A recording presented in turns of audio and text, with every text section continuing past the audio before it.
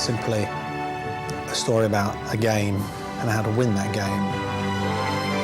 There you go, John. A little one backwards. There is no right and there is no wrong. And there certainly is no morals or ethics. Radical concept of how to win this game.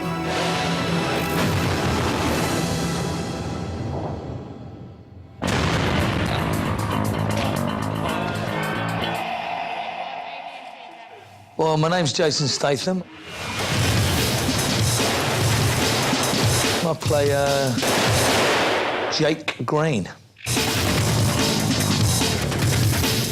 He's many, many things. I say essentially he's a con man. I am rich. Seriously fucking rich. Dorothy Macker serves a large sentence for him in prison. Comes out, tries to rectify a few of those misdemeanors that were created by the Macker himself. You have to teach me that trick sometime. Well, I think Macker and Jake are really the same character, but one took a right turn and one took a left turn. To seek a bit of personal revenge and to shove a bit of humiliation up Dorothy Macker's arse would be, I'd say, the prime motivation for Jake. Because at the beginning, he's just a pawn, isn't he? But by the end, he's the king.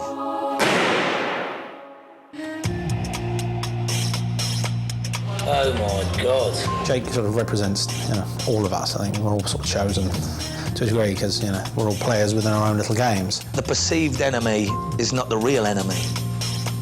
The only opponent Jake Green has to challenge and to wrestle is himself. We embody all of these characters. We embody all the aspects of vice. We also embody all the aspects of competition, wanting to play the game and wanting to succeed in the game. Everybody thinks is themselves is probably not themselves. So he learns that what we know is nothing.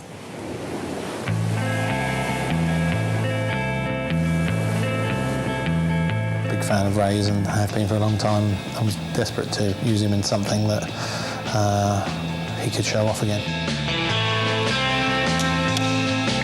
Dorothy Macker, yeah. He's a big crook. He's a crim that runs a big casino, and he disposes of people very quickly without a bat of an eyelid. I want my money back. He'll pass the death sentence quicker than you'll pass the salt. No crackheads with sharp sticks acting like silly fucking gangsters.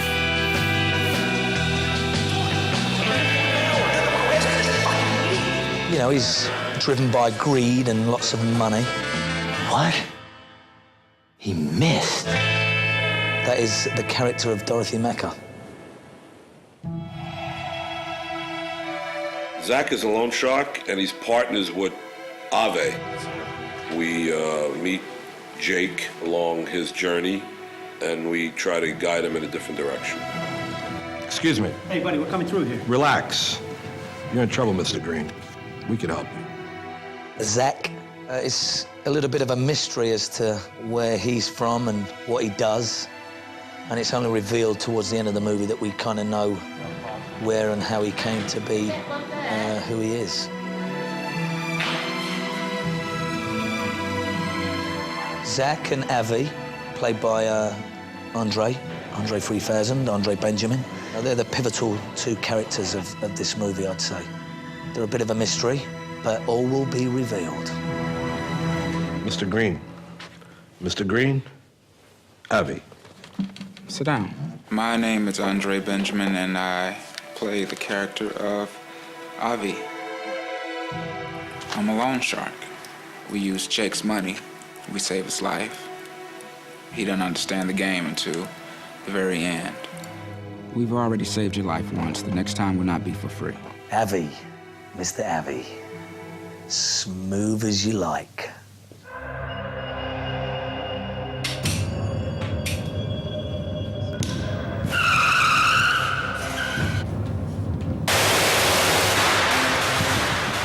Revolver. I like the name of it for a start. If you're in a game, the game just keeps revolving until you realise that you're actually in a game, and then maybe you can start evolving.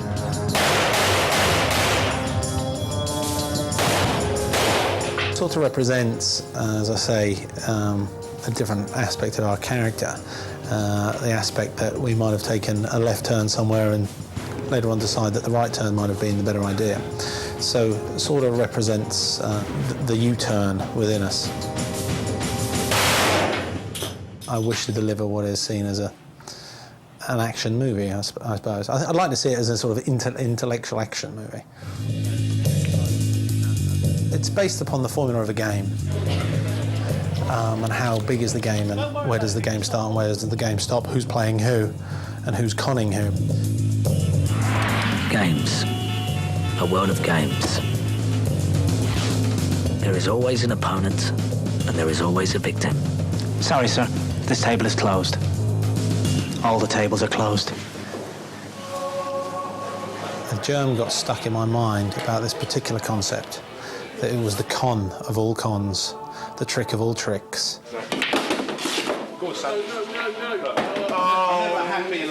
One of the greatest con men said, the easiest man to con is the con man himself, which is a sort of lovely idea.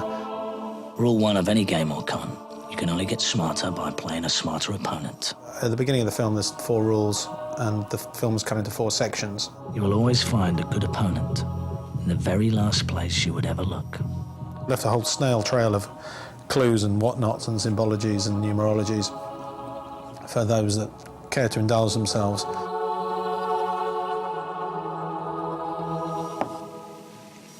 Checkmate. How? The harder the battle, the sweeter the victory. The chess game itself is very symbolic to, you know, to the movie, to the game. We're in a game. Here's a game. The con of chess, the con of life. You know, it's a huge parallel for the movie, definitely.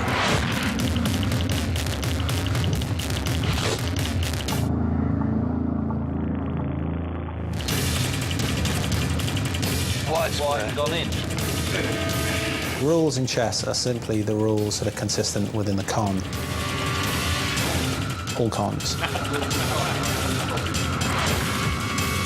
It's got so many little subliminal messages within the rules and the approach to chess. Check. It's a killer game. No, I mean, it's a film about a guy's world and a guy's game. And women are involved within that game. I'm Miss Walker. I work for Mr. Gold. Do you mind if we walk?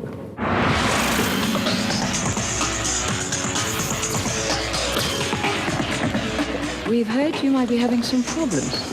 Mr. Gold doesn't give more time or second chances. Sam Gold, obviously within the context of the film, is the opponent. Gold. Yes, the Gold.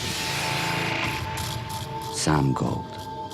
Is the force that the individual within the movie has to overcome. Mr. Gold, thank Mr. Gold for the opportunity to do business with such a great man. Sam Gold. Everybody wants to get in business with Sam Gold. Mr. Clandestine. Mr. Mystery. That was really what inspired the film, that the devil wasn't a bad guy. The devil was actually just a clever guy. I think we're all working for him.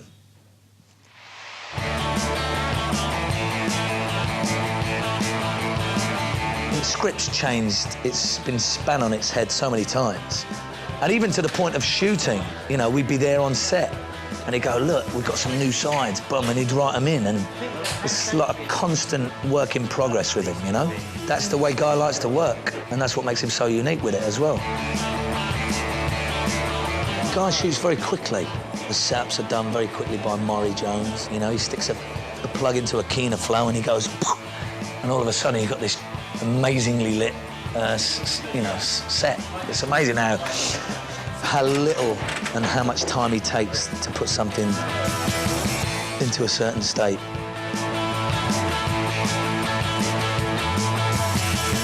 When I was a kid, about American movies is they're sort of larger than life.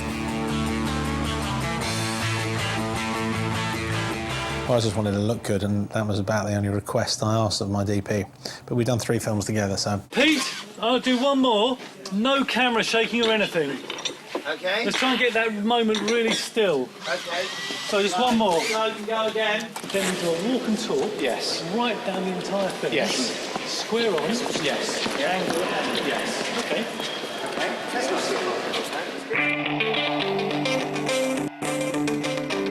He must call how long he thinks it's going to take to do his shots, and I will decide whether he's allowed that amount of time or whether he's not allowed that amount of time. Yes, fair enough. So if I said 20 minutes and I came in on 4... Well, you want to got the shot? Okay. The guy, you know, he created the whole thing. He had an idea and boom, there it was. Even down to the leery shoes. Making them so they're all spongy. Yeah, a little bit greasy and a little bit, you know, So making more out of what he's got. I mean, we could give him more hair than what he's got, only in order to sweeten it. The guy is a unique director who created a style that he was the George Washington of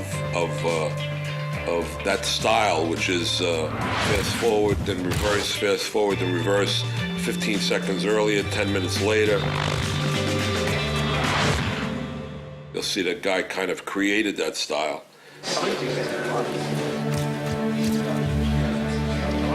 And it's when I'm in LA, I go around all the studios trying to get money. And they all tell me to hop it. In a very polite way. You know what I mean? It took me 2 years to raise the money for this one. Because the concept is quite a deep concept. And because it wasn't just...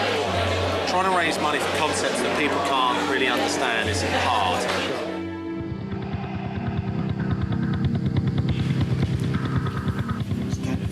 Thank you. Camera right here. Let's do it again. Get in the fucking car! I said get in the fucking car!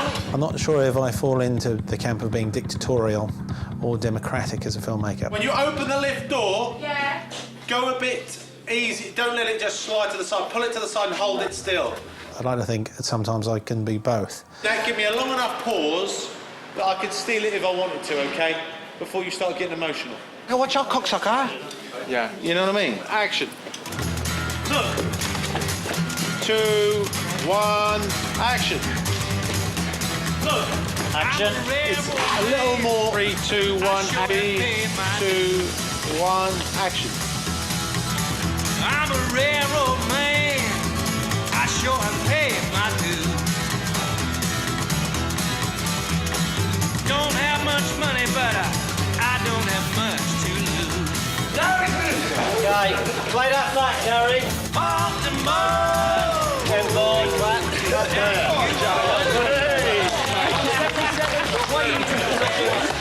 On the end.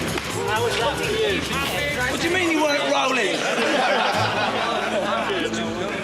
It's good. It's a great working relationship we have. You know, I understand his language and he's not proud or he ain't got an ego about what he writes. So if you say something's no good, he'll go, really? And he'll listen to you.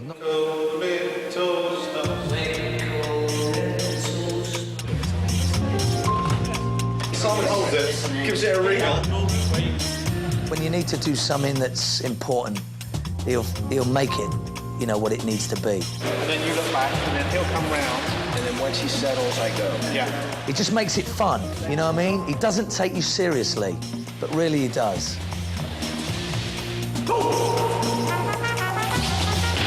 I slipped, I didn't overact. I slipped. I slipped. He has it all worked out in his head. You know what he's looking for. Billy's going to be more concerned than Mother. Mother's going to be uncontrollable. Yeah. But Billy recognises the sort of serious... It's technical. He gets what he wants, for sure. Mr. Macker, I don't believe we've met. I'm Mrs. Walker. I work for Mr. Gold. And then he gives you freedom to kind of give your interpretation of that's what I've learned working with him. Now I'm going to say, get in the car. If I wanted to kill you, I would have shot you already. Yeah. What Guy let us do with our characters is he let us explore. We didn't change the dialogue too much from the script, but he let us explore. I'm going to come out, and I'm going to start firing, and I'm going to bring it around this way. I'm going to bring it around this way. I'm not going to go this way. And I'll end up in this position. Like it's wild. No, you don't like it? So by the very nature of filmmaking, it's not a democracy. But that said, it can work very efficiently as a democracy. Well, I don't like Jason. I'd like to make that clear now. I think he's arrogant, terrible chess player, and he thinks he's funny.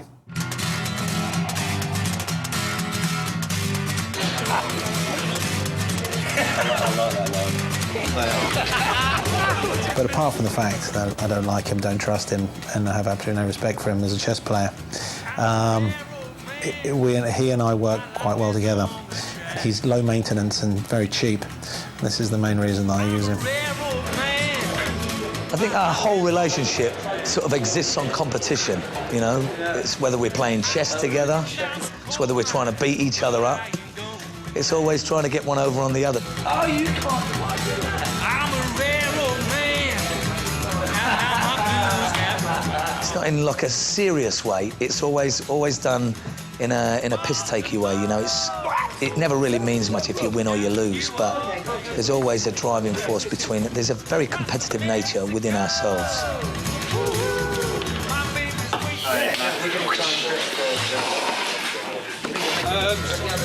What are you talking about? Then I'm taking you with that, and I didn't. You moved back there. Toughest moment is getting that fucking Guy Ritchie to pay his debts when he loses at chess.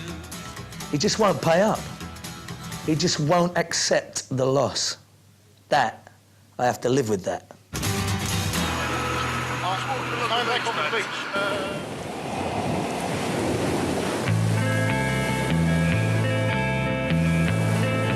The movie is set in no man's land. Not clear where it's set. I think that's a good thing. Doesn't really say what time, what era, where. It's kind of an unknown place.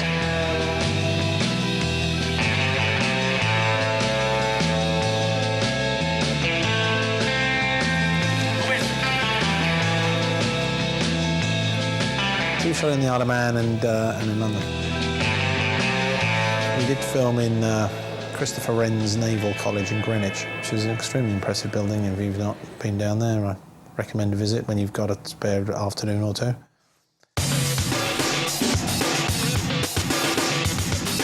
I found now, having had a band and worked outside of that band, I'm back to my old band. It's good to work with a bunch of people that I like, and I like them very much. So I just find the whole system is much more efficient if I'm working with people that I know.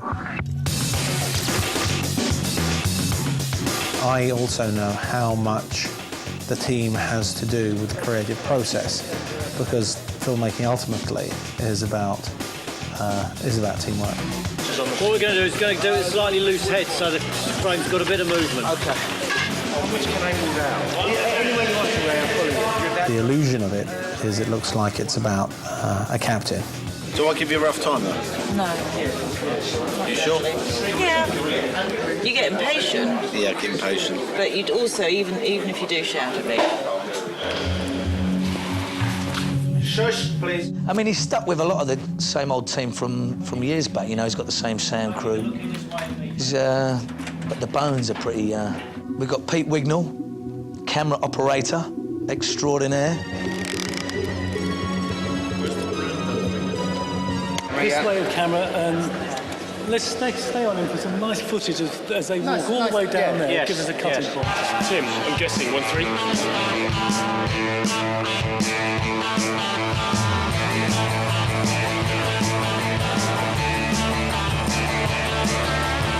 The pair of them are just an absolute pleasure to watch.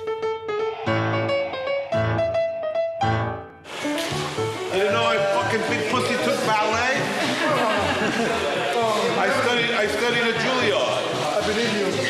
First position, it's called Pilliard. Could you do that?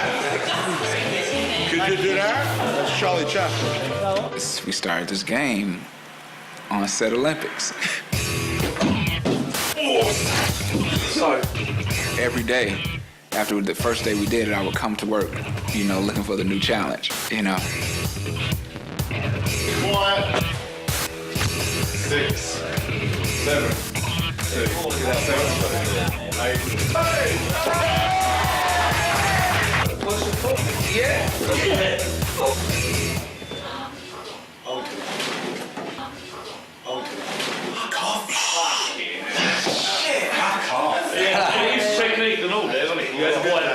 That's a bit of unit, Dave. So yeah, it definitely is.